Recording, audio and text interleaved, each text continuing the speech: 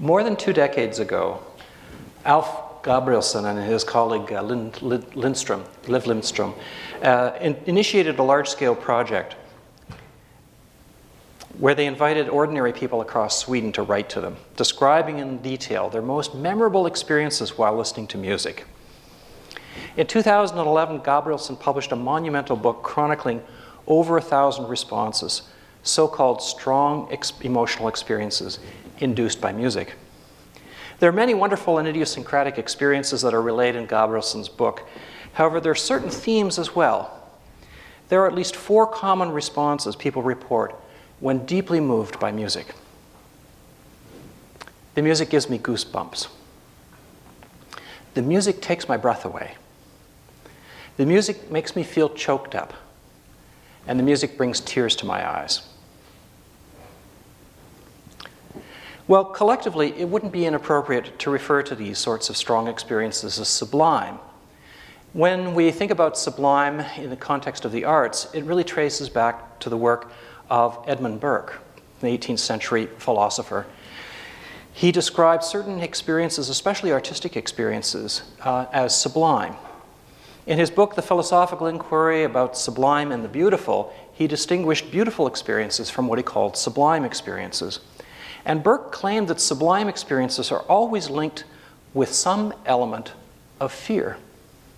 So, for example, he described awe as wonder tinged with fear. And he gave examples of things that would give us awe. Standing on a cliff edge, watching a building on fire, presumably not your own house, observing a caged wild animal. So indeed, what makes an experience sublime, and this is the topic of my presentation this afternoon for you. So let me give you a preview. I'm going to claim that Burke was absolutely right. He got it right.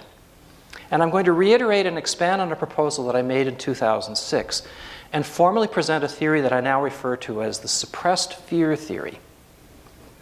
So there are 3 foundational concepts that are background to this theory.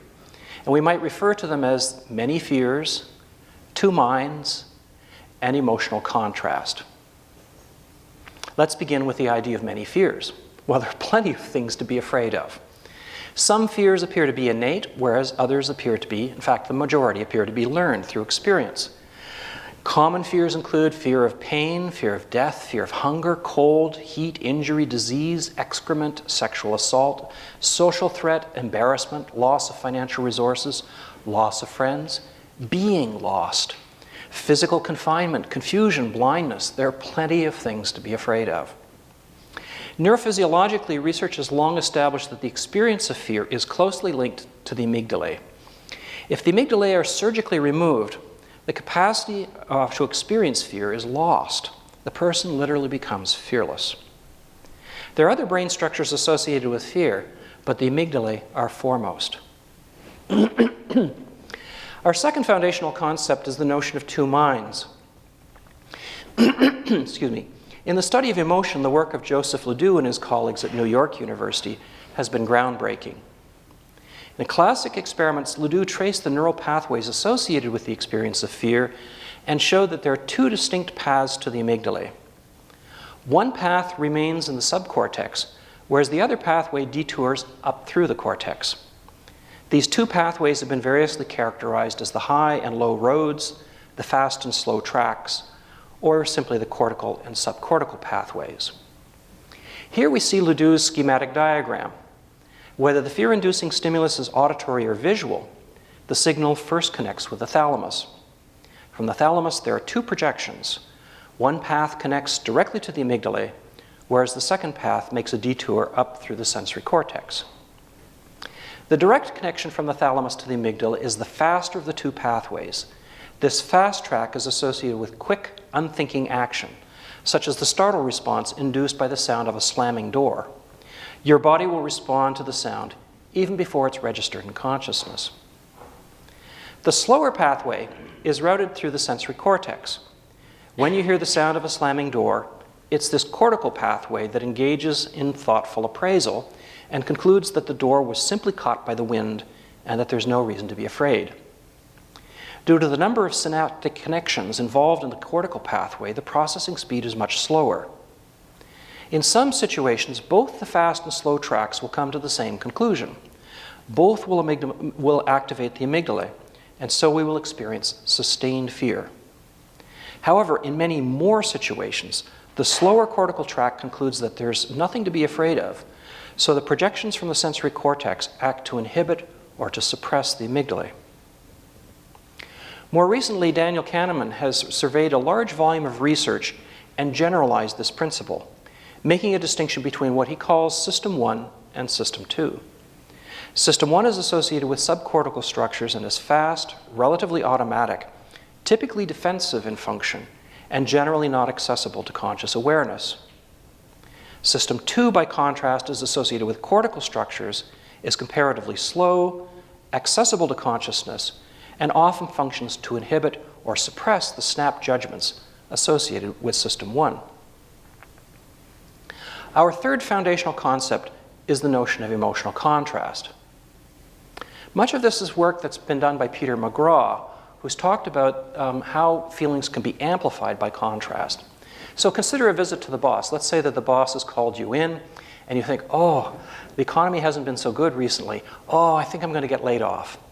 So in scenario 1, you walk into the boss's office, and the boss says, I'm sorry, the company isn't doing very well, and hands you the pink slip that you've been laid off.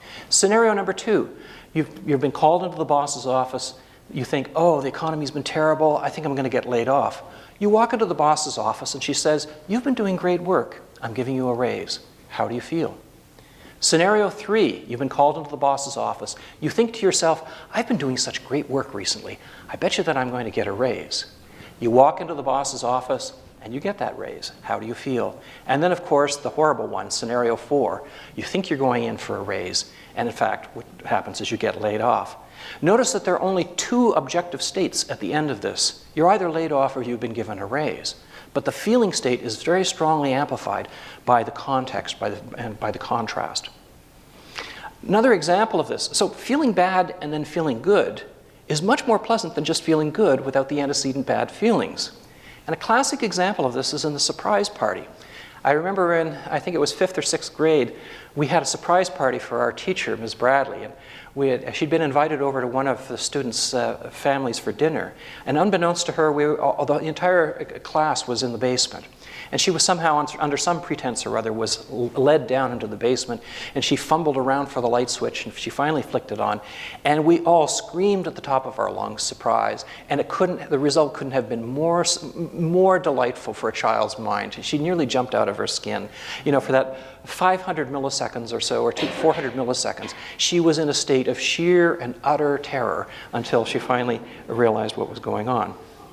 Okay, so with this background, let's take a moment to describe the theory, what I'm calling the suppressed fear theory. The theory suggests that an incoming signal exhibits properties that at face value should be cause for alarm or fear. And indeed, the System 1, or Ledoux's fast track, causes activation of the amygdala.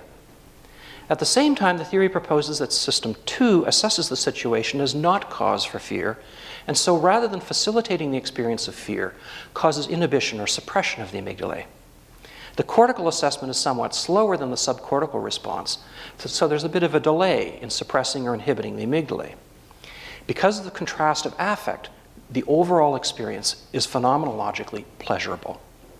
When this occurs, let's agree for the sake of this lecture to call the experience sublime. So, the suppressed fear theory makes a specific prediction about the amygdala activity during nominally sublime experiences.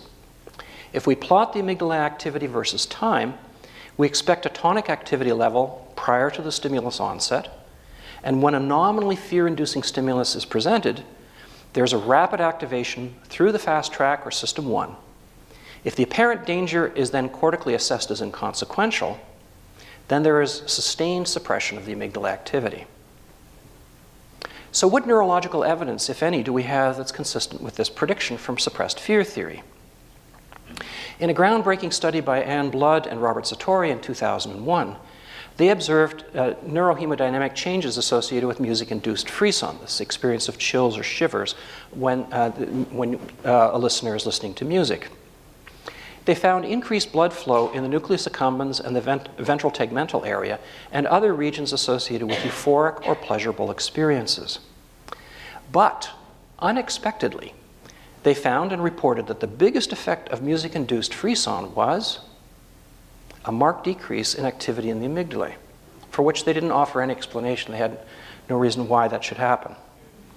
In order to be consistent with my suppressed fear theory, we should also be able to observe an initial spike in amygdala activity. So why wasn't this observed? Of course, a limitation of fMRI is that it gives relatively crude time resolution.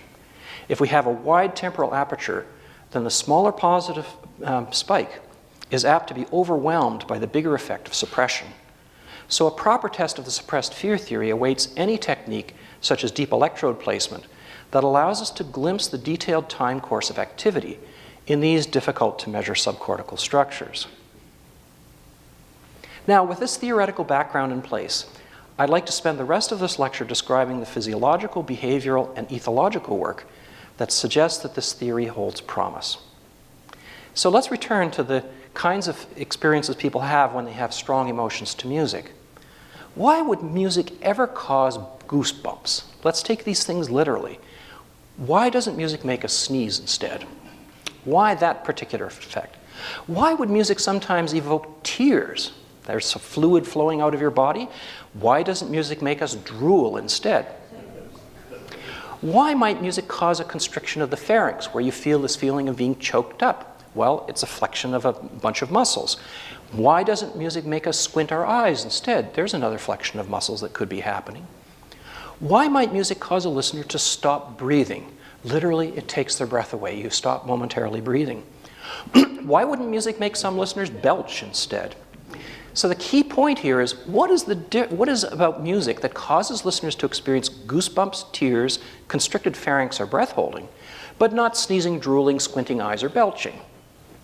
Why these specific physiological responses? What do goosebumps, tears, constricted pharynx, and breath holding all share in common? To an observant ethologist, the patterns of strong emotional responses to music resemble classic fear responses of fight, flight, and freeze. I'll give you an example. In the case of goosebumps, or the pilomotor response, it originated as a thermoregulatory response that captures a layer of air that keeps an animal warm, but it's also evoked by fear. Goosebumps are part of an aggression or defense display. They make the animal look bigger. If you're about to fight, there's value in making yourself look bigger. Of course, this works a whole lot better for fluffy, furry animals compared to us relatively hairless humans, but we still have this experience. Of course, goosebumps are also the classic symptom of the frisson response, sometimes called chills, shivers, or thrills, which is a peak experience that people can have in response to music. Not everyone has this experience, by the way. So there's been pioneering work over, well, more than 3 decades related to frisson experience. There's Avram Goldstein's experiment from 1980, the work of John Sloboda from 91, Jaak Panksepp has done work, and there are many others, including people from my lab who've done work on music-induced frisson. When we examine in detail the musical passages that listeners identify as evoking frisson, there are certain acoustical properties that tend to be present. These include loud sounds, extensity, which I'll talk about more in a minute, low pitch, infrasound, scream-like sounds, acoustic proximity, and surprise. Let's go into a little bit of detail about each of these now. First of all, loud sounds. Well, loud sounds are the best kinds of sounds to make the startle response or the defense reflex. When you draw your arms inwards or whatever, you flex inwards in this defensive posture that happens when you hear a loud sound. It routinely causes increase in physiological arousal, and it makes sense. Loudness is indicative of high energy, and there are very good reasons to be wary of very energetic physical phenomena. You don't need to pay attention to the little pebble that's rolling down the slope, but you do need to pay attention to that big boulder. Extensity. Extensity is the modern equivalent of what S.S. Stevens, famous Harvard psychologist, called volume. Volume was compared with amplitude, and loudness. In fact, the this thing that I manipulate here, the big knob on your stereo, if you ask any engineer what you're manipulating, what are you manipulating? You're manipulating amplitude. But no one was going to sell stereo equipment by labeling something amplitude. So they thought seriously about labeling it loudness. They thought, oh, but loudness has a negative connotation. We don't want to increase the loudness. So what they hit on was S.S. Stevens' term volume. And so to this day, the big knob is called volume. If S.S. Stevens were alive, he'd be rolling over in his grave because that's not what he thought volume, that's not what he characterized volume. Volume as a term proposed by Stevens refers to the number or the size of the sound. So the number of sound sources increases the volume. So, and now we don't use the word volume because the stereo manufacturers have taken it over, and so in the research literature, we're now using the word extensity. Extensity increases with the number of sound sources, and extensity also increases with the dispersion of the sound. So stereo or surround sound adds more volume or extensity compared with monaural reproduction. It's the reason why you have so many violins playing in an orchestra. There must be many people rich people who've been put on boards of directors for a local symphony and have been looking at the bottom line thinking, how can we reduce the expenses here? And the first thing they do is they look at all those violins and say, do we really need 38 violins in the orchestra? And so, and of course, the problem here has to do with you lose volume if you reduce the number of these. And we're going to see why that's important in a second. Thirdly, low pitch. Throughout the animal kingdom, large size is associated with aggression. Eugene Morton, a famous ethologist at the Smithsonian Institution in Washington, did a famous study of 56 different species, very widely different species, and looked at the animal calls. And he looked at how these things related to behavior. And what he found was that low pitch and low resonance is associated with aggression, whereas high pitch is associated with friendliness or submission. We've done the same thing with melodies. We've taken melodies at different transposition levels and had our participants judge such things as how polite is this melody, how aggressive is this melody, and so on. And what we're able to do is compare different responses to exactly the same melody in different transposition levels.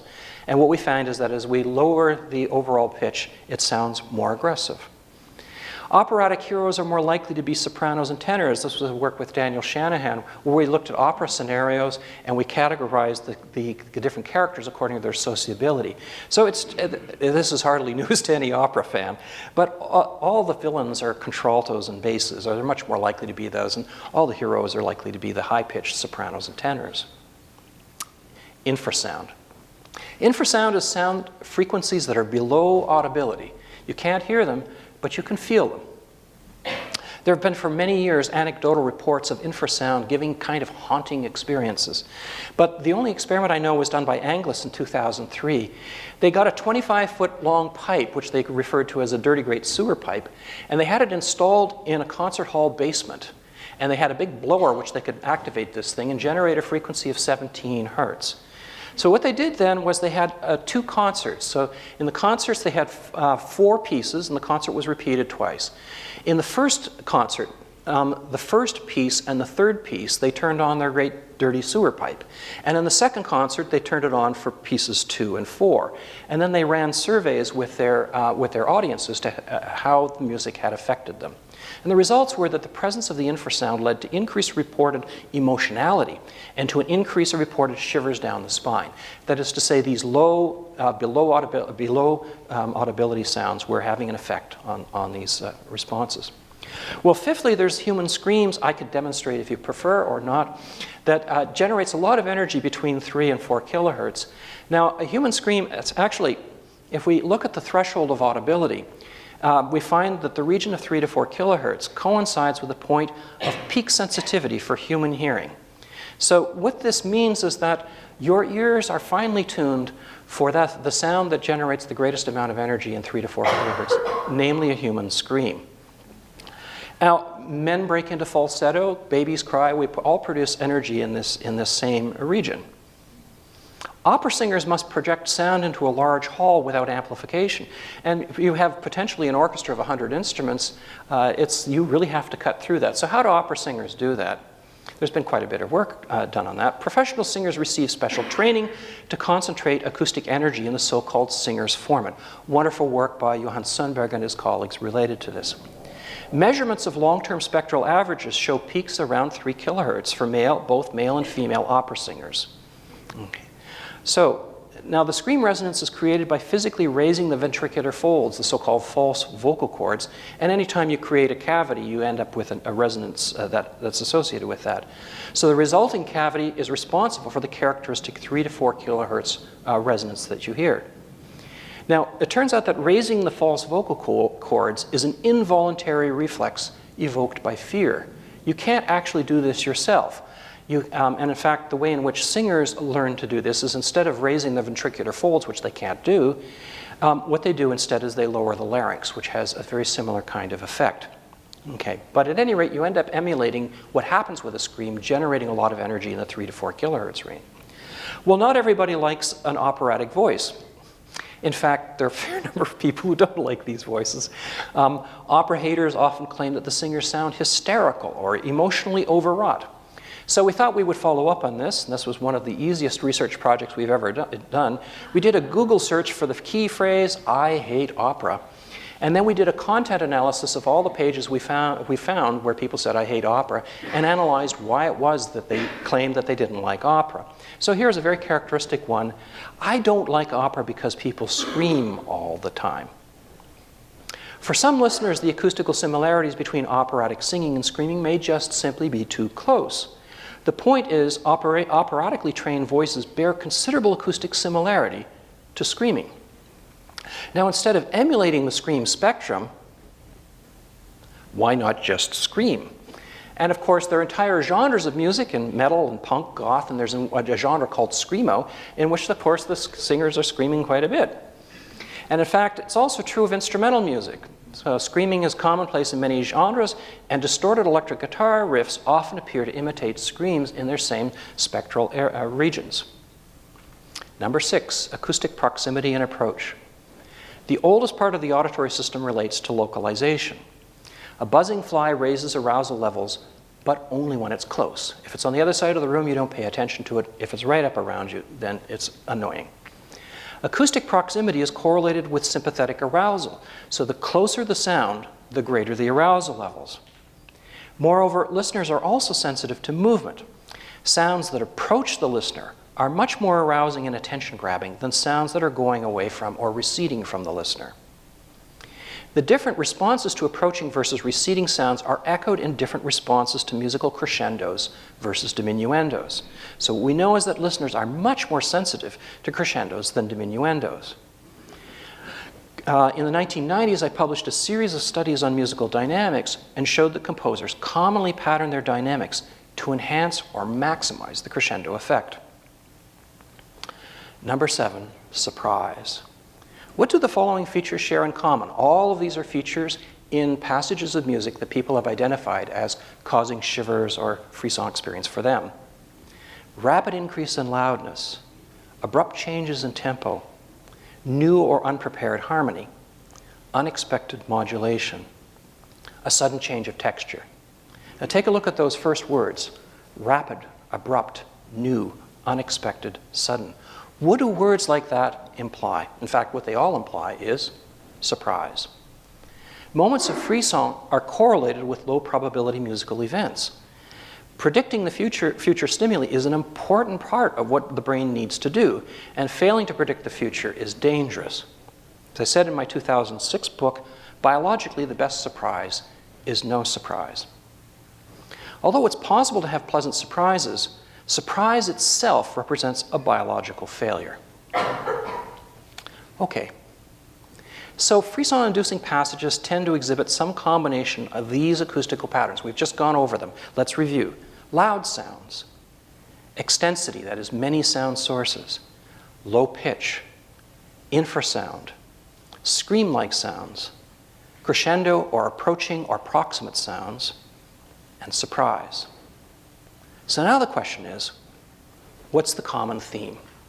What do they all share in common? The common theme shared among all of these acoustical or musical features is that they're all associated with fear. Well, they're pleasant goosebumps. So apart from music, we can have pleasant hair-raising experiences such as climbing into a warm bath, unexpectedly being touched by a potential romantic partner, that probably will do it, riding a roller coaster. But of course, there are also unpleasant goosebumps. And these include fingernails scratching on a blackboard, encountering a wild animal, hearing someone scream, and of course, riding a roller coaster. Well, you notice, of course, that riding a roller coaster was on both of my lists. So this raises the question, what distinguishes pleasant goosebumps from unpleasant goosebumps?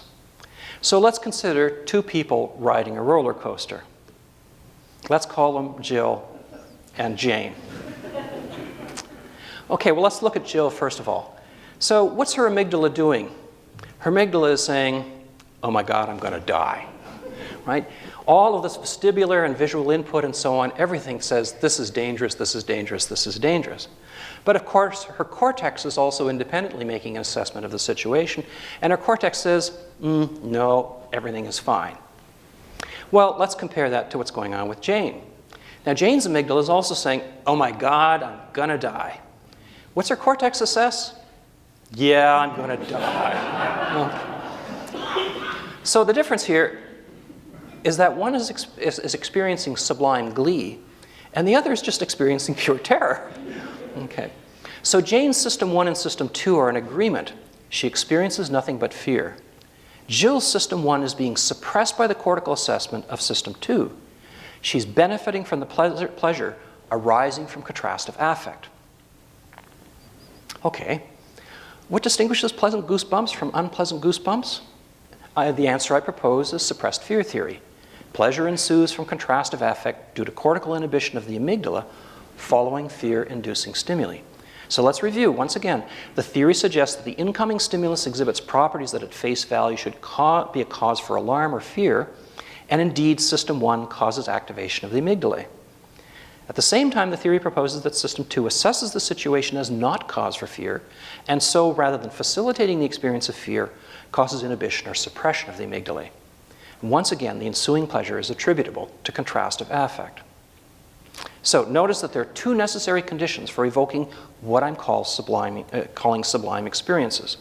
First, the inducing of fear 1 in System 2, and secondly, the suppressing of fear by System 2. Did I say System 2? System 1 and System 2, right? When listening to music, we can expect that System 2 is always going to conclude, who are you kidding? This is just music. There's no reason to be afraid. So System 1 is always going to have this positive assessment. Okay, let's talk about fear. Not everyone is equally susceptible to the experience of fear. Risk-taking, sensation-seeking, and fear susceptibility are known to be mediated, for example, by testosterone, among lots of other factors. People with high testosterone levels, my computer seems to have gone just completely blitzed again. Let's see if we can get this back here.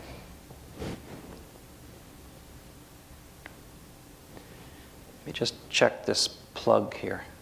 Here we go. Okay. Risk-taking and sensation-seeking and fear susceptibility are known to be mediated by testosterone, and people with high testosterone, notably young males, exhibit higher risk tolerance. That means it takes more fear-inducing stimulation to evoke fear in young males. And of course, that's the reason why young males do such stupid things. In many parts of the world, we can observe the tendency for young males to engage in music making at very high levels. Why is loud music principally the province of young males? And why do males go out and spend hundreds of dollars on the subwoofer and pump up the bass? Yeah. A popular theory is that males just like to show off, and so we're captive audiences to the idiocy of the boom car. However, males prefer louder music than females, even when they are listening alone. So it's not simply a matter of young males wanting to attract attention. The interpretation here is that frisson depends on the listener's susceptibility to the experience of fear. So if young males are going to experience fear from music, it means that they have to pump up the volume. They have to seek out those things that are more likely to generate fear in System 1.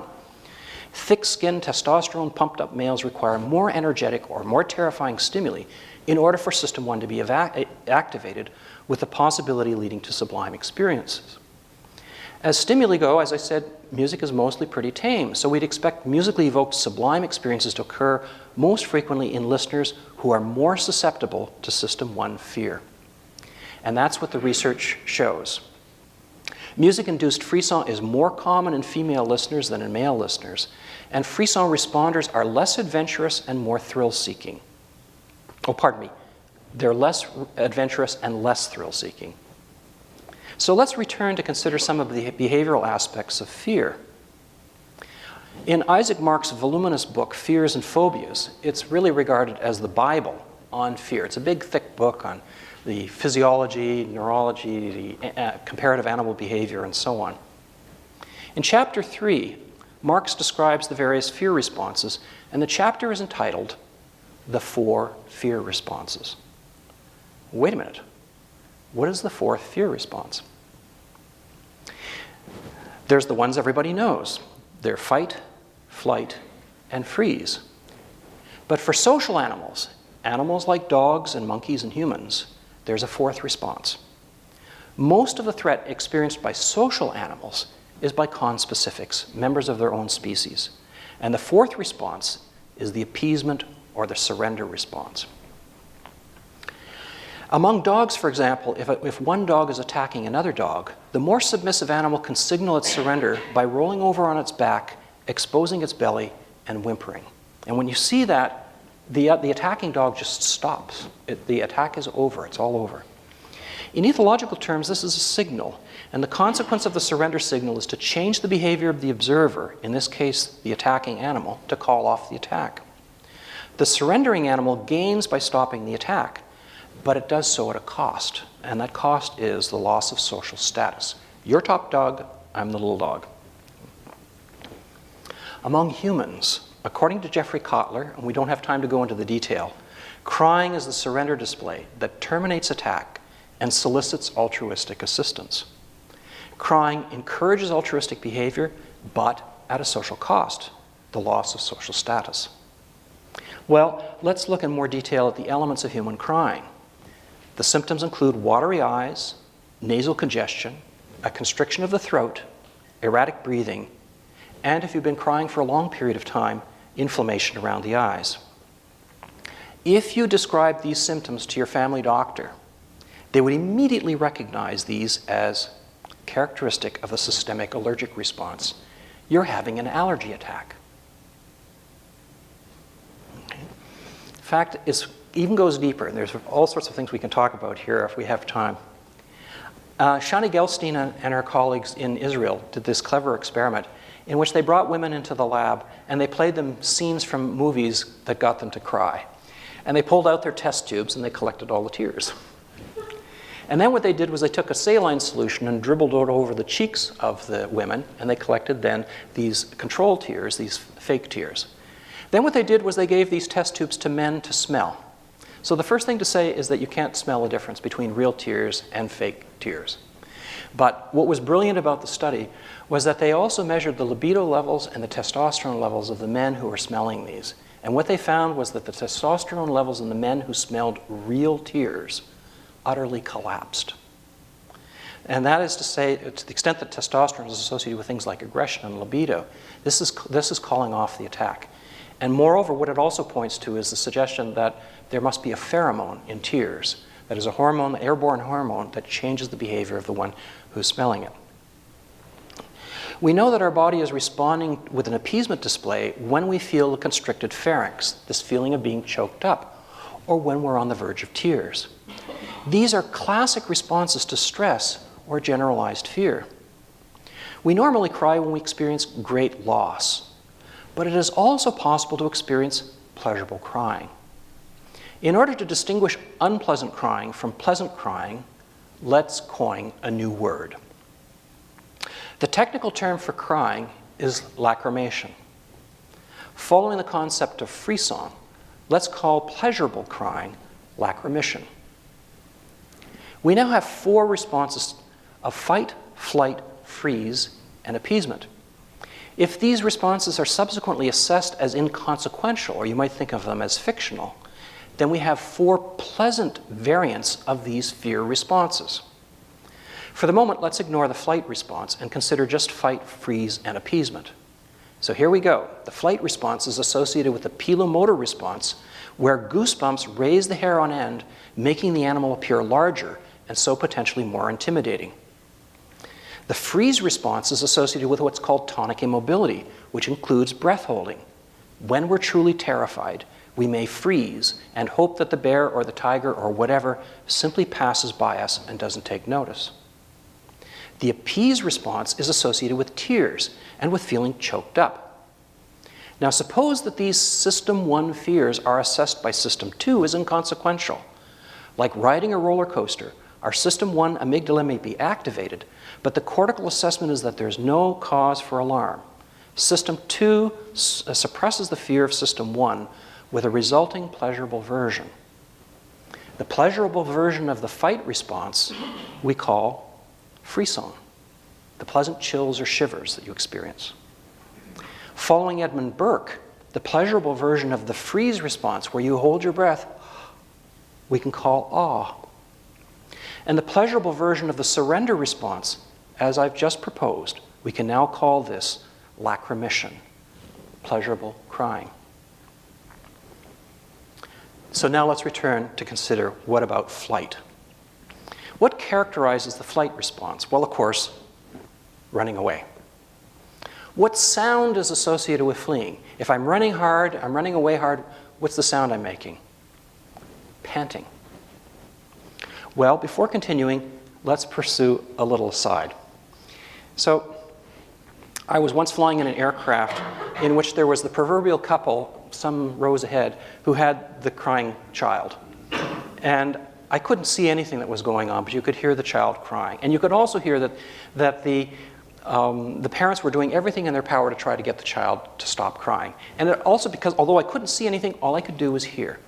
They must have been tickling the child or something else, because you could hear these transformations that happen. And it hit me like a load of bricks. What you could hear was this morphing between laughter and crying. It sounded something like this.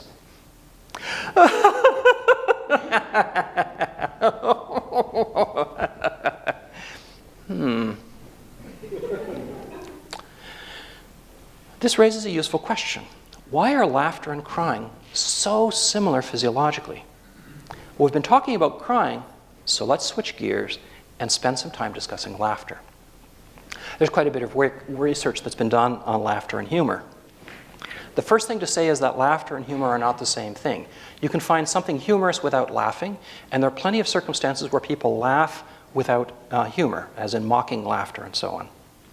Most laughter, as it turns out, is in fact not in response to humor. This is the work of Robert Provine.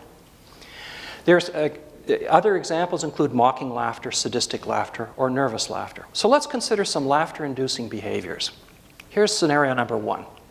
Children are chasing each other in a playground. The child being chased is alternately screaming and laughing. Scenario number 2. 2 lovers engage in mutual tickling. They laugh. Scenario number 3. 2 boys in Colorado enter a high school and begin killing people. While they're shooting, they are notoriously laughing. Scenario number 4. At a committee meeting, a distinguished elderly former dean sat down beside me. Reaching into his briefcase, he says, "Wait till I get my shit." Everyone on the committee laughs. Scenario number 5. 2 drunk men leave a pub late at night. One picks up a rock and casually throws it at a window. The window unexpectedly breaks. The 2 men look at each other with alarm and then burst out laughing. Number 6, a joke. Let me tell you a joke. 2 fish in a tank. One turns to the other and says, "Do you know how to drive this thing?" Think about it. Okay. Okay. So let's apply the suppressed fear theory to the phenomena of laughter. Remember suppressed fear theory? The pleasure of laughter arises from contrastive affect due to cortical suppression of subcortical fear responses. So it suggests that all laughter begins with an element of automatic subcortical or unconscious fear that is then discounted or suppressed. That would be the claim. So let's go back and look at those same 6 scenarios from that perspective. Being chased activates ancient flight responses originating in the amygdala. At the same time, a slower cortical process recognizes that there's no need for the child to fear being chased by their friend, causing cortical suppression of the amygdala. The case of tickling. Two lovers engage in mutual tickling. For any animal, physical contact is potentially highly threatening. The fast and conservative subcortical brain is alarmed by the unexpected body contact. At the same time, the slower cortical brain concludes there's no personal danger, and laughter ensues. Two boys in Colorado laugh while killing high school students. Their fast brains respond to the situation with alarm. Their amygdalae are activated. However, slower cortical processes recognize that the immediate danger is not to themselves, but to other people. They laugh. A distinguished elderly dean says, "Wait till I get my shit." The use of the swear word is socially taboo. It is a sound that has a purely learned association with social aggression, and so evokes a mild fear. Consequently, the utterance activates everyone's amygdalae. However, the collegial social context undermines its scariness, and the momentary contrast evokes laughter. The drunks. Two drunk men, one casually throws a rock at a window which unexpectedly breaks. Their fast brains recognize the violence of the act, but the alcohol suppresses the normal cognitive appraisal that would also recognize the action as a gross social violation with potentially onerous consequences. However, the alcohol-mediated appraisal is that the violation is no big deal, and so they laugh. And then finally, the joke. In listening to a joke, we're led down an intellectual garden path, which causes momentary confusion. We have this period of confusion. The confusion is experienced as bad. It is threatening to the well-being and so generates a mild fear. However, a moment later, the confusion is resolved, and the cortical suppression of the subcortex fear occurs, and we laugh. Well, you can see the effect of this in comedy topics. If we ask, what is it that comedians tend to talk about? The most common subject for joke telling? Embarrassment, flatulence, excrement, sexual innuendo, swear words, insults, social faux pas, mock threats, slapstick, surprise, confusion. These are all the kinds of things that comedians make use of. They're all forms of threat, either physical threat, cognitive threat, or social threat. In fact, comedians talk about the edge, where funny is transformed into offensive. For example, an example of this in my own life is George Carlin's 7 Dirty Words routine. When my brother hears this, he's just in howls of laughter. But when my mother listens to this, she's simply offended. That is to say, the fear there, the aspect of what's causing this is not being suppressed in one. It is being suppressed in the other. It's like Jill and Jane on the roller coaster. In the case of humor or laughter, my suppressed fear theory might be regarded as a refinement of two already existing theories. One is right from here on your own campus here with the Viliana Ramachandran's false alarm theory of laughter. It's essentially the same. Or also the benign violation theory of McGraw and Warren is a similar thing. Both of these theories draw attention to some violation or alarming situation that is then assessed as inconsequential. However, neither of these theories has been applied beyond humor, and neither theory proposes a role for contrastive affect or proposes an underlying neurophysiological account. Moreover, neither theory proposes an account of the origins of laughter, which I'm now about to do. Okay. So why are laughter and crying so similar? Let's go back to this.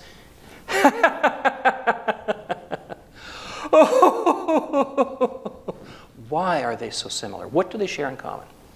An evolutionary taxonomist would begin by identifying the specific commonalities between these two behaviors. Both involve punctuated vocalized exhaling. So the commonality is this. Let's agree to call that pexilation. So pexilation is just simply the neutral form of punctuated vocalized exhaling. So how did laughter evolve? Well, let's do a little test here. I'll just put this on. How many think that, which dog looks friendlier? How many think the dog on the left looks friendlier? How many think the dog on the right looks friendlier? Okay, so most people would take the dog on the right. Why? Why does that dog? Well, what's missing from this photograph is, in fact, the sound. In dogs, there's something called social panting, and it's used to signal submission and an invitation to play. That's why the dog on the right looks less threatening than the dog on the left. Well, in primates, we find something similar. Vocalized panting in non-humans are what primatologists call pant laughter. So in the case of a chimpanzee or any other great ape, they make a sound that sounds like this. Okay? And that's the same, has the same sort of function. Among apes, pant laughter signals both submission and an invitation to play. Now there's one other animal that we could look at here. It's not in the line of primates, but it also makes something similar. And that's submissive vocalized exhaling spotted hyenas. In fact, they're referred to as commonly laughing hyenas. I can't make the sound, but it's sort of, it's kind of that sort of sound. Now, in hyenas, it's used in very specific circumstances, and it's used only for submission. It's not an invitation to play. It's used only to indicate submission. And they do this vocalized, punctuated exhaling. They make that kind of sound. And then, of course, we have it also in humans. So what's the logic? How do we make sense of all this? An animal knows that it is socially superior if conspecifics are afraid of it. Right? That's how you know your alpha status. One of the best indicators that another animal is afraid is that it runs away. Right? You're the silverback gorilla, you come over here and you sit there, and the subservient animal moves away. Right? You displace it. The most common sound associated with running away is the sound of panting. The sound of panting, therefore, becomes an audible indicator of having been socially threatened. So if you're the dominant animal and you come and I'm the submissive animal, instead of now running away, which is this huge expenditure of energy, I can indicate to you my submissiveness by making the panting sound.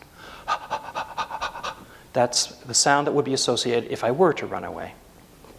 Over time, panting becomes a signal of social submission without the need to run away. In fact, ethologists refer to this as ritualization, how you take a sound like that and make it into a signal.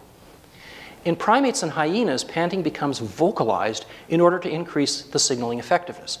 So whereas dogs do, now you can go amongst primates and hyenas, and now they're going to vocalize. They're going to activate the vocal folds, and now it's going to be more communicative. It's going to be more conspicuous. In humans and hyenas, the inhale-exhale version is transformed into the exhale-only version. So originally it's as you find in other primates, and then what happens with humans is we start going exhale only. And note, this was already observed by Robert Provine, the exhale-only version is a much more efficient way of doing it. Among social animals, forming social alliances is the foremost path to survival. So signals of social alliance are therefore critically important. Among nearly all primates, mutual physical grooming is the principal indicator of social alliances. However, Robin Dunbar, in a famous study, argued that group size for archaic humans was simply too large for physical grooming to have been an effective signal of social alliance. So if humans did what other primates do, and we were picking at each other through our hair and so forth as a way of forming bonding relationships, given the size of the social context that we're in, because you need more than one friend. If you've got a big group size, you may need 3 or 4. We'd spend half our days grooming each other. A more efficient signal of social alliance is needed, and by efficient we mean 1, faster than physical grooming, and 2, directed at more than one conspecific simultaneously. So if we're only grooming one at a time, that's not very efficient. If we somehow can groom several friends at the same time, we're going to form a cohesive group, and that's much larger. Okay. A modified version of a submission display might be used in a communicative exchange between animals affirming their alliances. That is to say, the way in which we're going to form alliances is I'm going to say, I'm not a threat to you, and you're going to respond by saying, you're not a threat to me. That is, we both signal mutual submission. So now we can give a conjecture about a proposed evolutionary history. I believe that a single ancient signal of submission, we might call it pexilation, bifurcated into 2 forms. One form retained the original meaning of appeasement or surrender, and that's been retained in modern human crying. A second form was used to signal non-threat and social gregariousness, and that evolved into modern human laughter. In order to better distinguish these 2 forms, pexilation acquired additional features.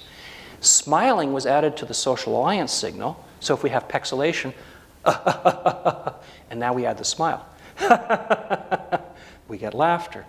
In the case of adding the allergic response, which gives us all of the waterworks and the constricted pharynx and so on, and now we end up with the other version of it, that one. So now we can have a proposed evolutionary scenario. We start off with submissive panting, which you can see in your dog, your pet dog. Then we move in amongst great apes to pant laughter, which becomes vocalized, which means the same thing as the panting of your dog. Then we move to humans, or early hominids, and now what happens is we get to the more efficient version of the exhale only. So now we have pexilation. I have no idea how long ago that would have been. And then at some point in human evolution, it bifurcates into two forms.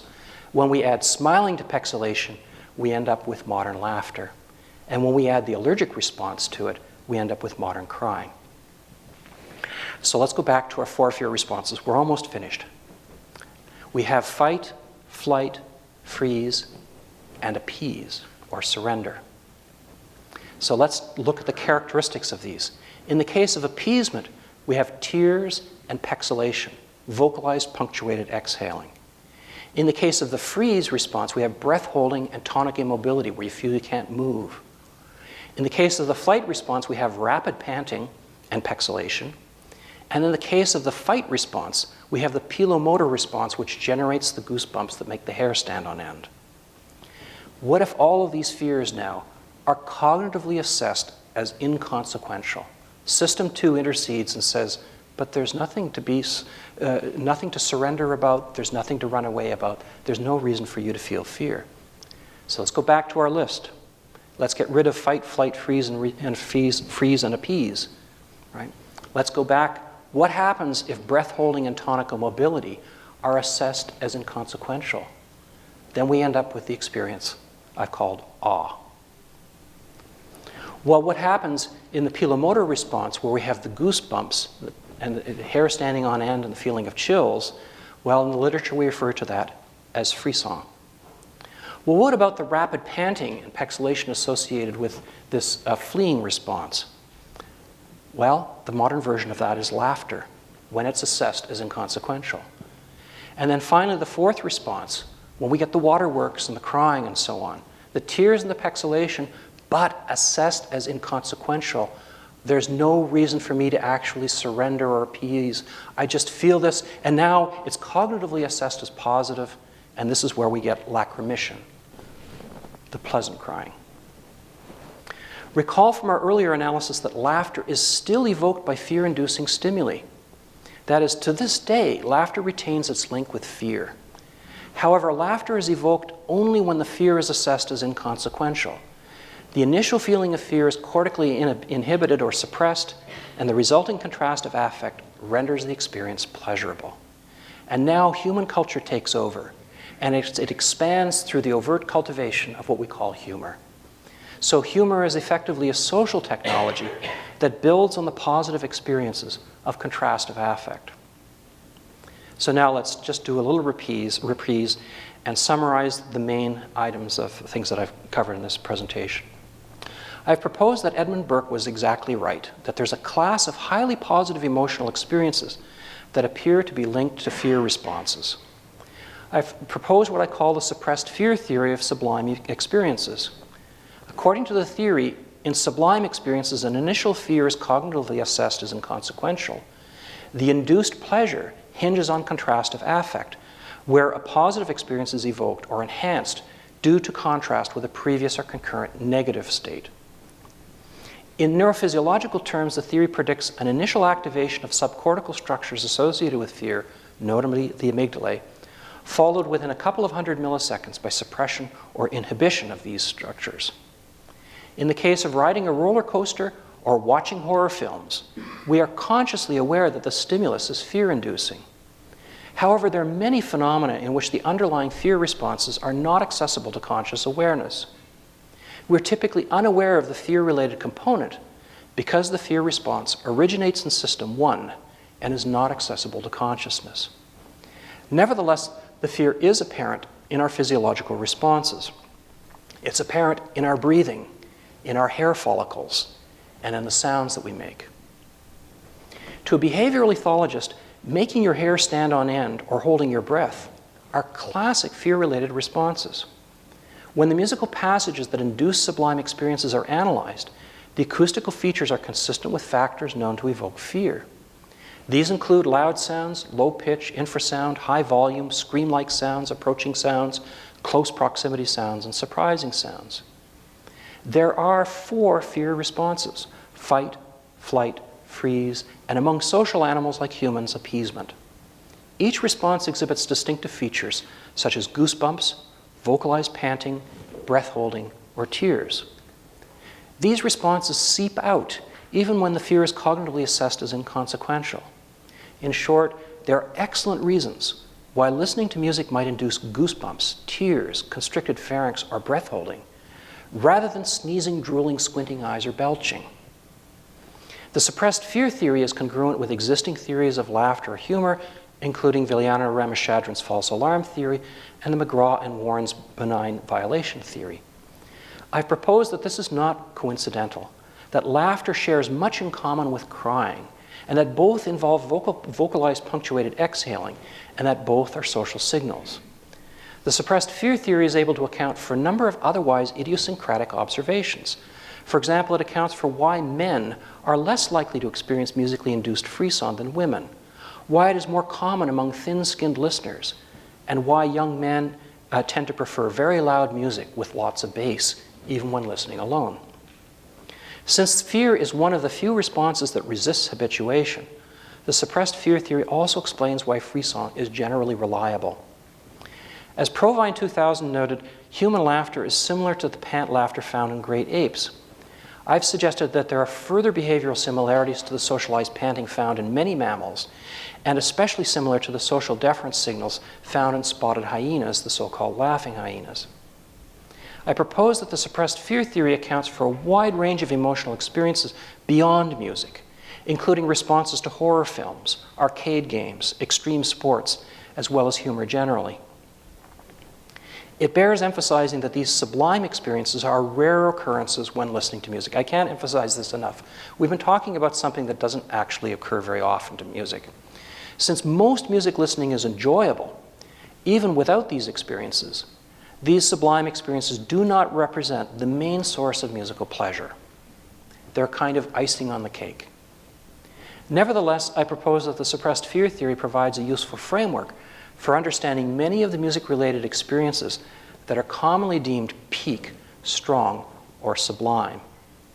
When these experiences do occur, they're highly prized and meaningful for those listeners who experience them. So now, since we're talking about research in the future, I thought I'd just add a little addendum here about future work. My suppressed fear theory of the sublime emotions needs to be tested, fully tested. First, we need direct measures of amygdala activity. The predicted rapid activation followed by suppression should be evident in the case of goosebumps or frisson, in the case of breath holding, in the case of awe, in the case of laughter, and in the case of pleasurable crying, which I've dubbed lacrimation. Ultimately, whatever is going on must result in activation of pleasure-related regions, such as the nucleus accumbens and the ventral tegmental area, the VTA. So there must be some connection to the release of something like dopamine. You've been very patient. Thank you very much.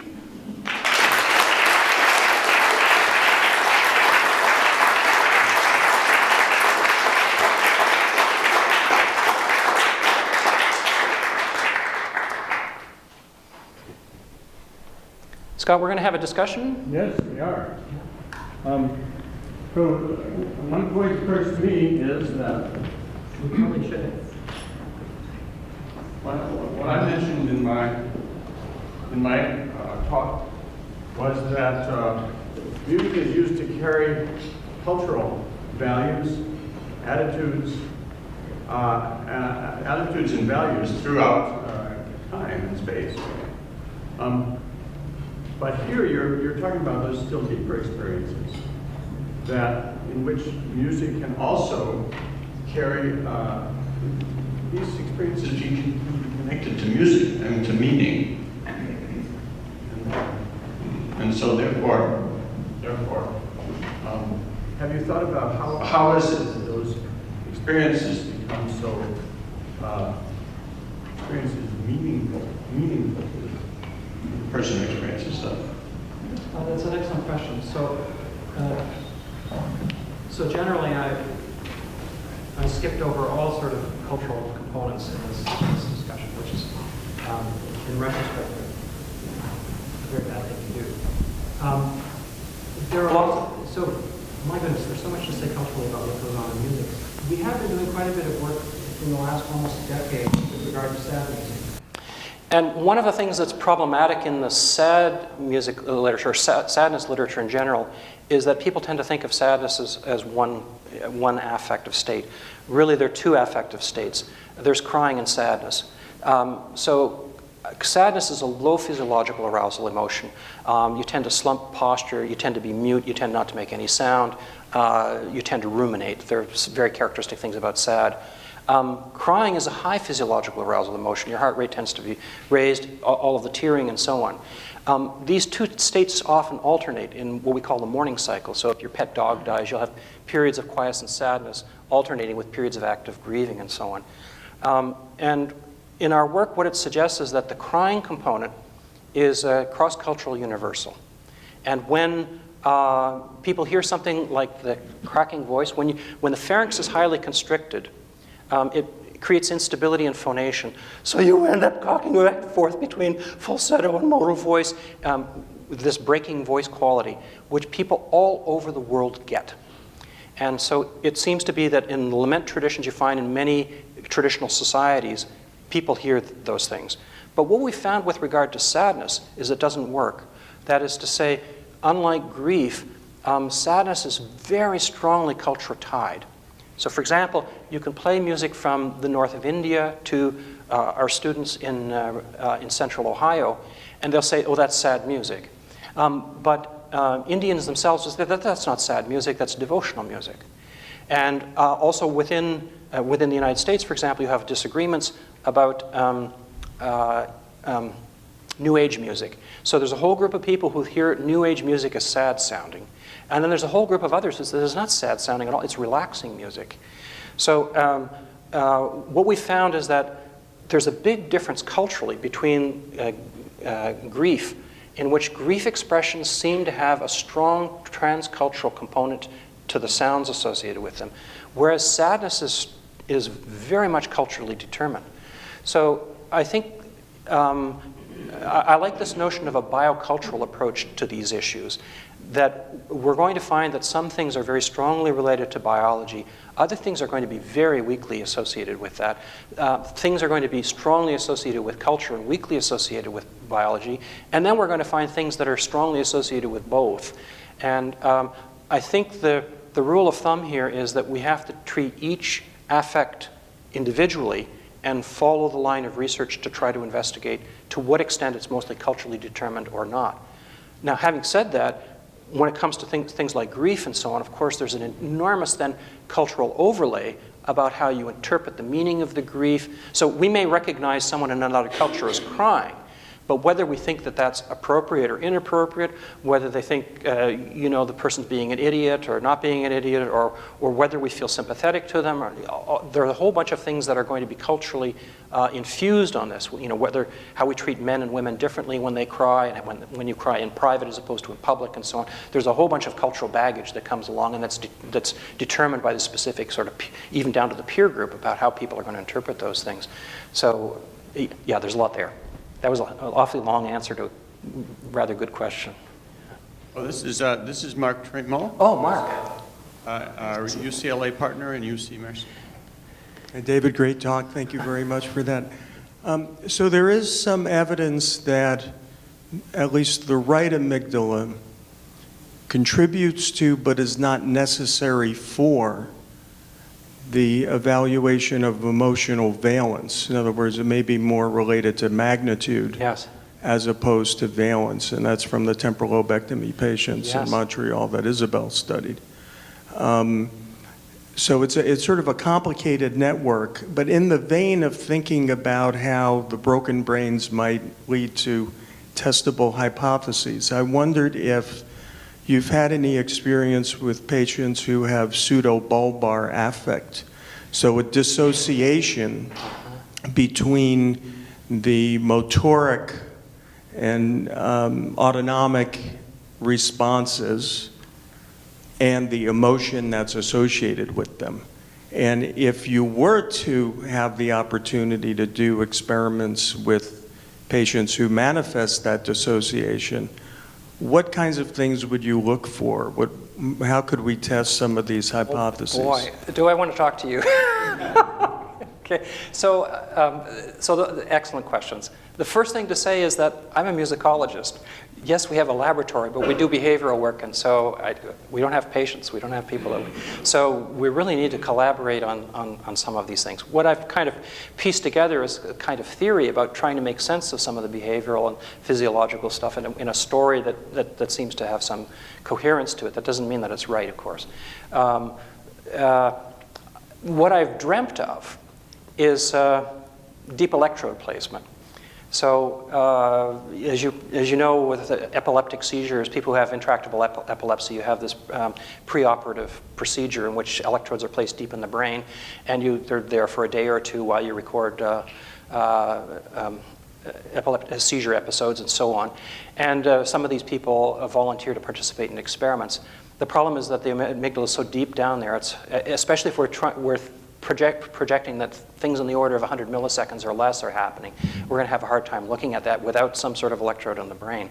So what I'd like to do is get and I understand that about 1 in 10 of these patients, the electrode's placed anywhere near the amygdala. So if we can get one of those patients or a bunch of those patients, I have a whole protocol of things that I'd love to do with them, starting off with things like, I'd love to swear.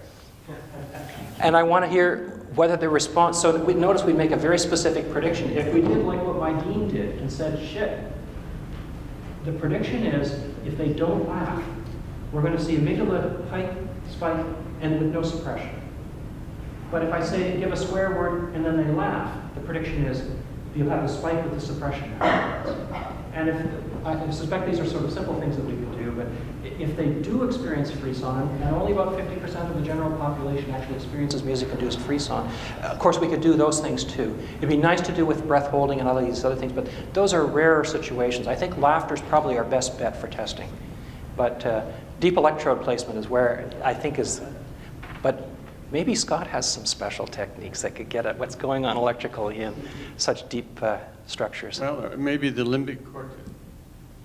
Maybe the limbic cortex associated with the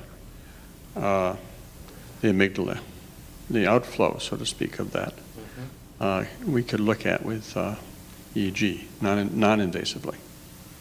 That would be great. Now, I remember you also, when I met you before, you were talking about not just studying sad sounds, but there was another kind of sound you were studying. And what was that? Acute sounds. Oh, yeah. Yeah, it was fun going to a toy store and buying all sorts of squeeze toys and being able to claim them on my income tax as research items. Yeah, we've done quite a bit of work on cute sounds, and we've played lots of sounds to people and asked them to judge how cute they are. And we get good, excellent intersubjective reliability. And so everybody agrees about that's a cute sound. That's a moderately cute sound. That's not a cute sound. And I don't know what cuteness is, but I know it's about that big. So we started analyzing the sound-producing objects that people had recognized as cute sounds. And what they all shared in common acoustically was a small resonant cavity activated by a small amount of energy. And we measured the size of these cavities, about 20 milliliters, and volume is about right, but the extent is more interesting. About 8 centimeters is sort of optimum. And it turns out that if you measure the vocal tract, which has been done for infants, now infants are capable of making sounds that are manifestly not cute. You pump a lot of energy through that system, that's not a cute sound. But if they're just kind of cooing or gurgling, the sounds will just melt your heart. So what we found was that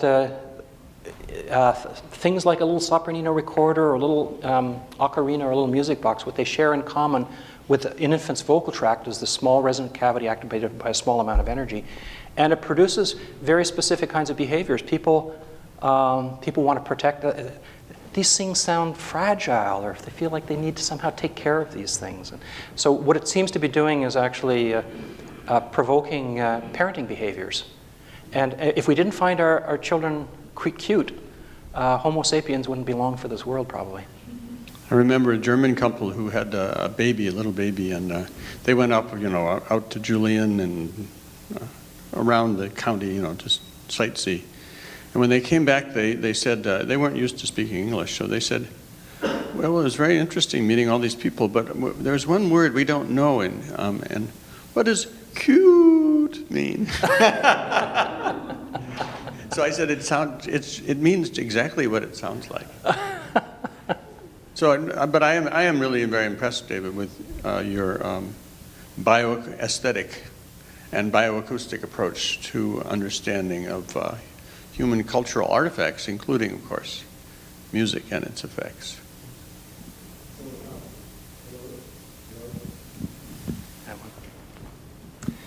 Thanks for the talk. So one kind of serious question, and then we have a pretty humorous question from UC Merced. Yes. The serious question, I'm sure you would agree that there's more to the story, and that different people have different types of music that give them chills.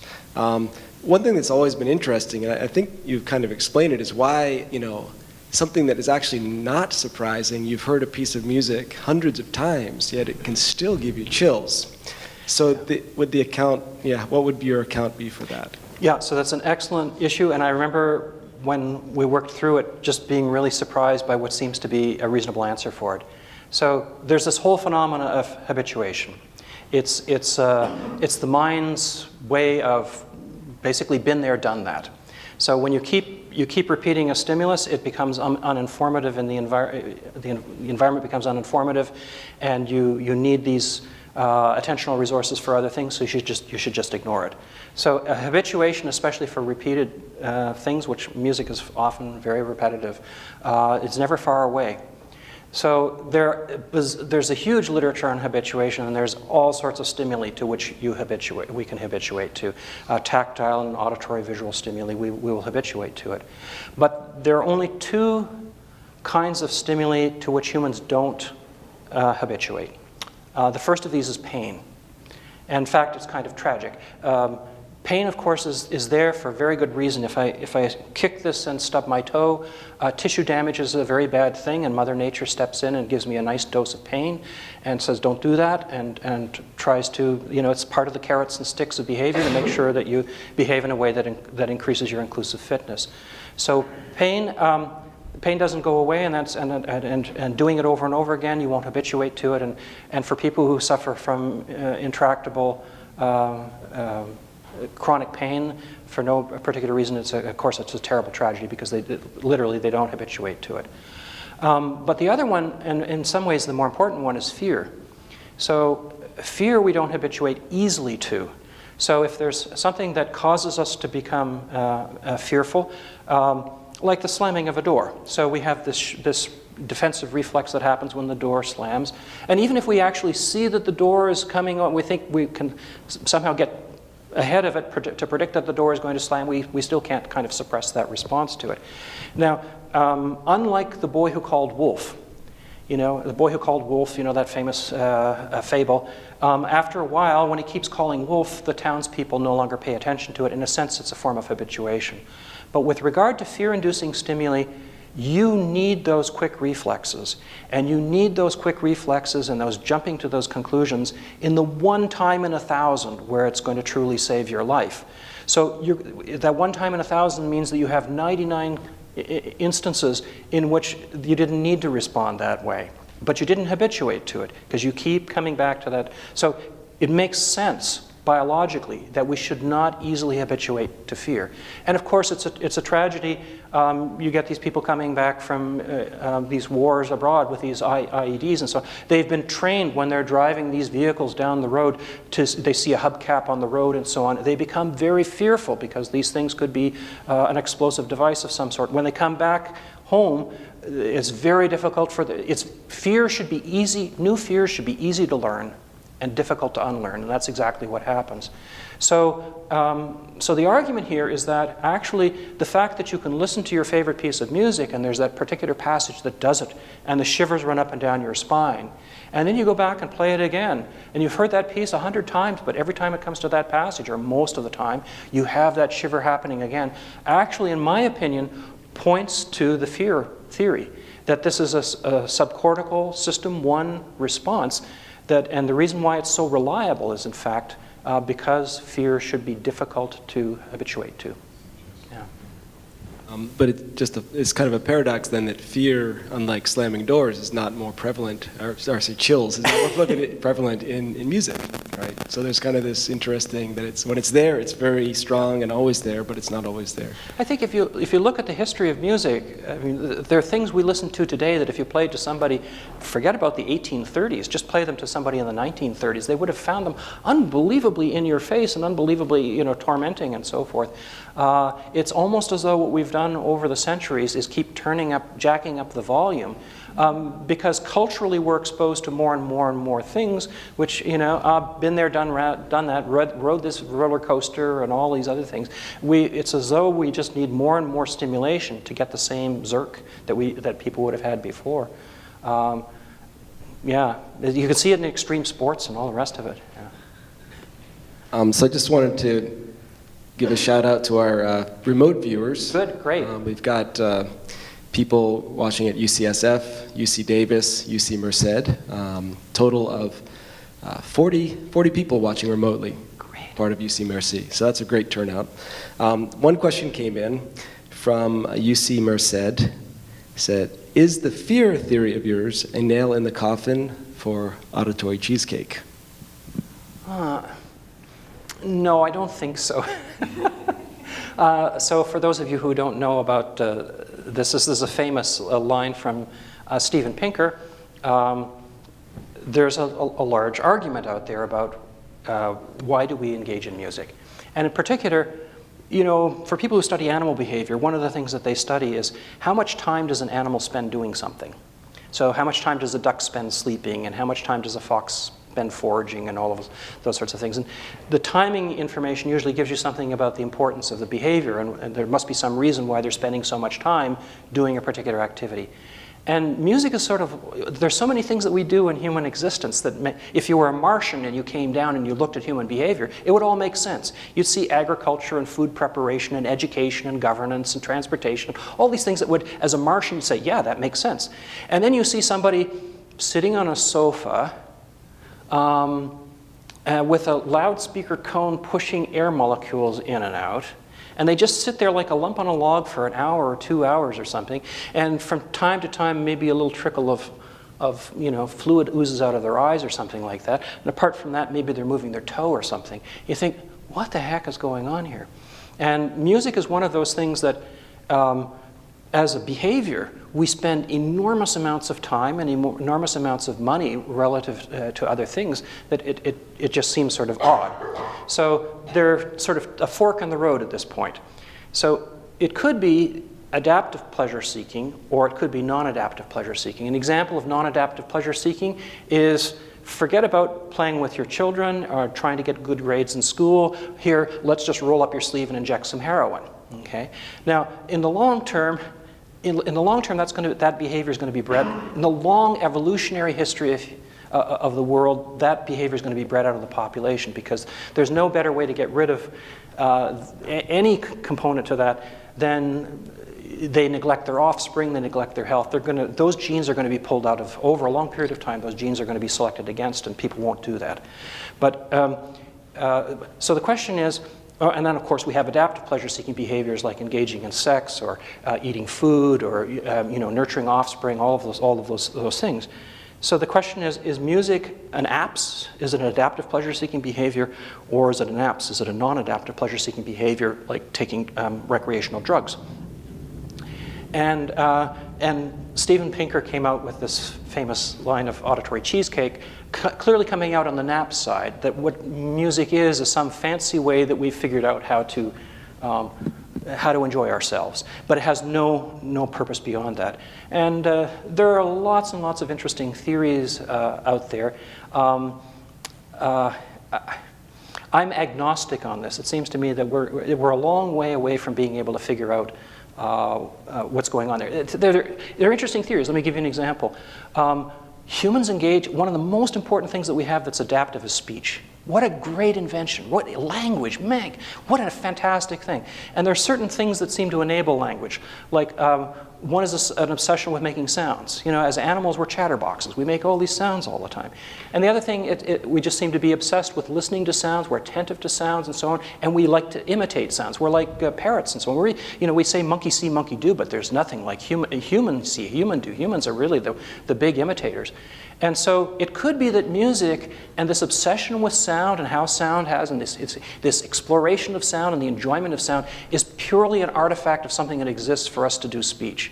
And if you got rid of speech, then music would go away too, but speech is so valuable, music kind of comes along for the ride.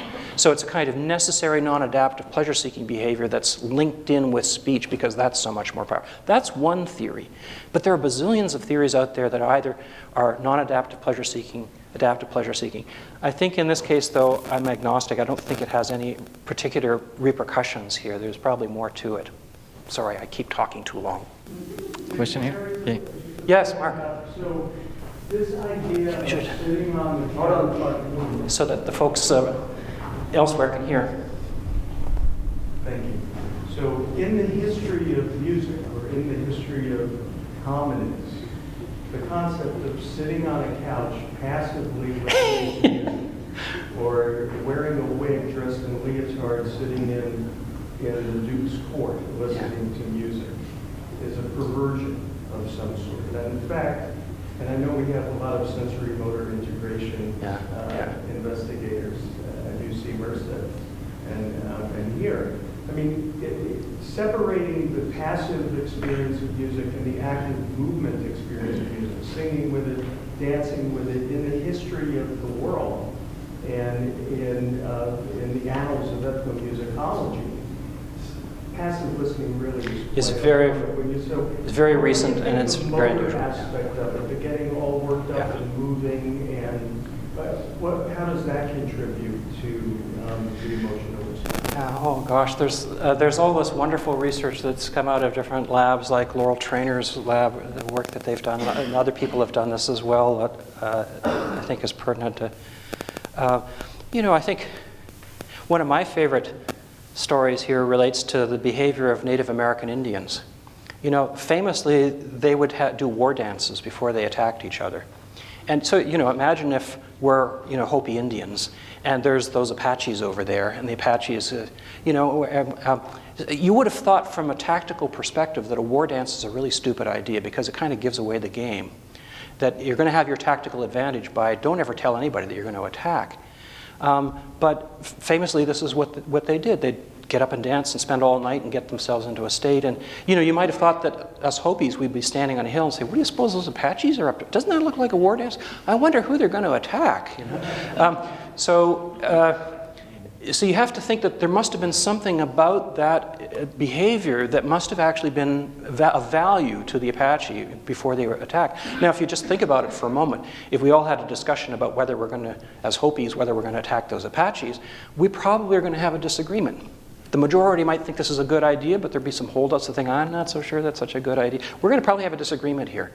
But at some point, if they decide, as a group that we're going to attack there, we need to get everybody on the page. We need to get everybody that the fighting force is going to be best if we're all in agreement, so hey, let's have a dance here and let's whoop it up. We're going to get our energy levels. We're going to have this great social bonding experience with each other and all that sort of stuff. So when you think about it, the war dances probably actually were more advantageous than not having them.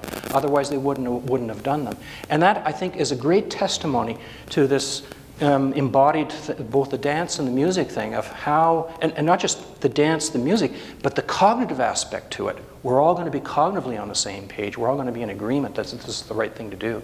And of course, that's an extreme example, but I think, in many aspects of teenage peer identification and so on, there's the same principles that are at play there. Yeah. But you made a very good point. Okay, one question here before I'm. Hi, David. Shlomo. Shlomo. Yeah. So I have a question. I was thinking how to formulate that, and the best way. First of all, it's wonderful. Like to hear your talk, and also the connection between Sublime and fear. So in some way, the most provocative way I could ask the question is, do you think computers can outcompose Sublime music because they don't fear anything? I mean, and if I can kind of follow this idea in some sense, is that you know, we can have machines now pass Turing tests for music. We might consider this beautiful music, maybe not Sublime, maybe beautiful, but the question is, I mean, there is this aspect of processing fluency that humans do, which is more semantic processing, right? Computers can do that. And that has been identified, the issues of complexity is factoring in aesthetics.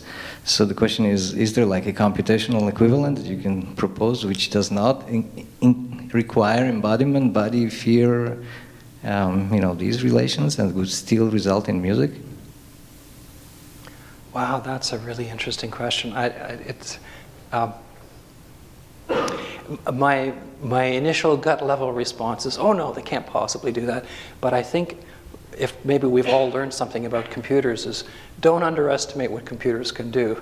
Come back in 50 years and we'll probably be very surprised. So I'm not going to stick my neck out on that one. Are there any other questions from other places that we... Just some updated totals. So we had 9 people at UCSF, 6 at UC Davis, and 25 at UC Merced. Good. No, just got a couple more things saying, great, we're having a great time, thank you so much. And loving David's talk, having all great here. I think they're having fun, they're probably eating already. Now they know what to Maybe drinking too, yeah, I hope so. And then finally there was just, I think there might have been one more thing. No, that's it. Great. And we should eat and drink too. Is there one more question? If you don't mind? Yes. So I love the talk, and I found the overall theory very compelling, and I like the number of different hypotheses that it would seem to predict.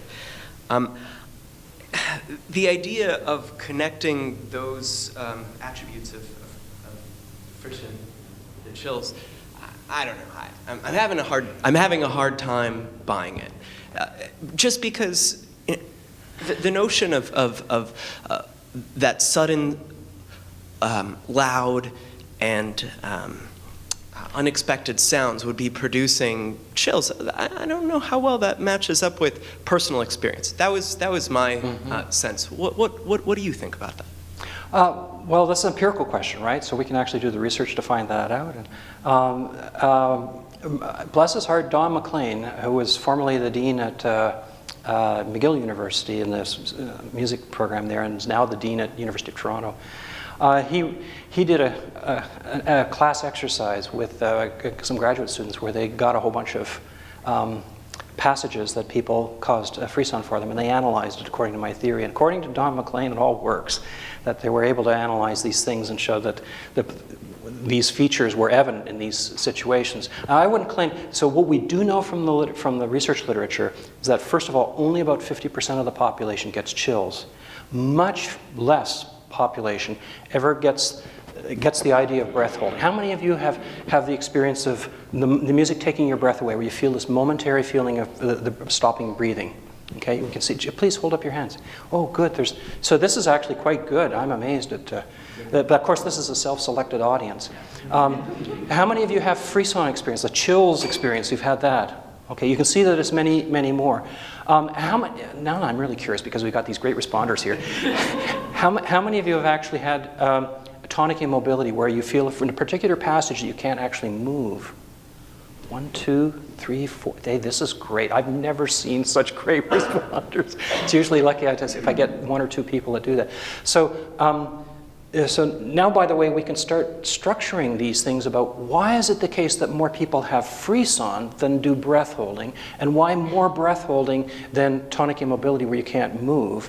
And the conjecture here is that it has to do, the vast, vast majority of these things are not sufficiently fear-inducing. We can structure the degree of the fight response If something's making me fearful and my response is, okay, put them up, this is the least fearful environment, right? When I choose to fight. Running away is more fearful. What's the worst? Freezing. That's the point at which you're truly terrified. You think there's nothing I can do, I can't run away, all of those sorts of things. And what we see is exactly the structure, that the occurrence of these things is related to, and we would expect that music is not a very good way of terrifying people. Okay. I mean, I think there are lots of other ways of doing it, but it's interesting that it's structured that way.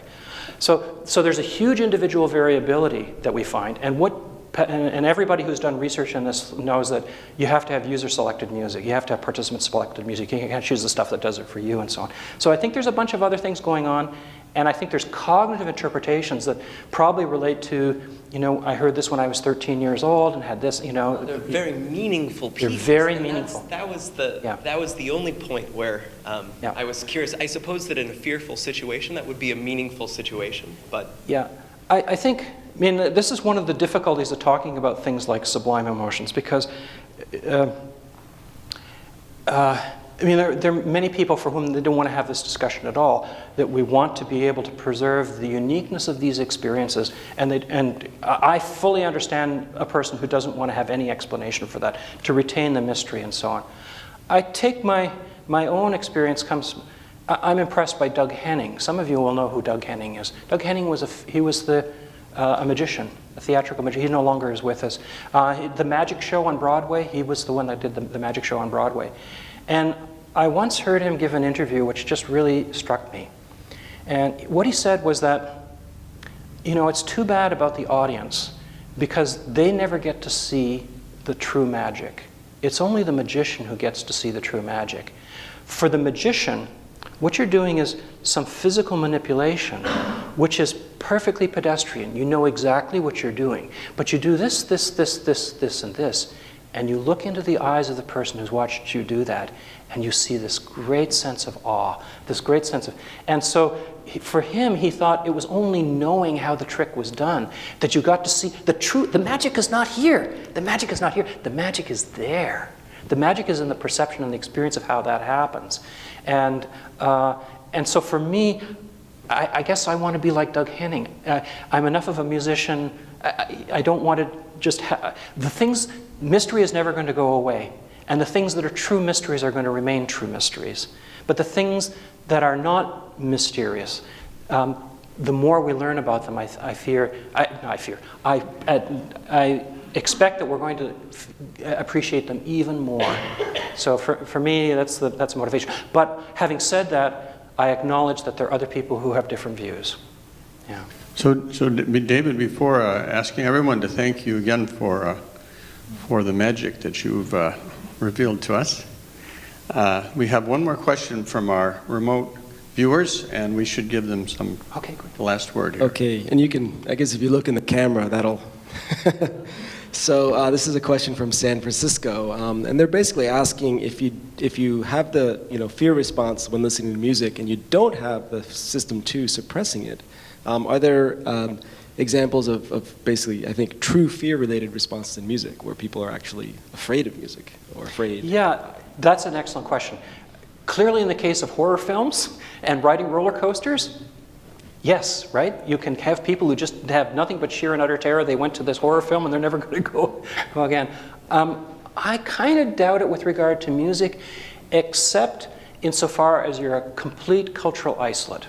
So my guess is that if you brought, Metallica, and you brought them in, stuck them in a forest in the Amazon, and you had them play for the Mecronati Indians or something like that, they could very well just run away. They're not going to do it. So I think there's going to be a largely cultural thing but I think it's not going to be common.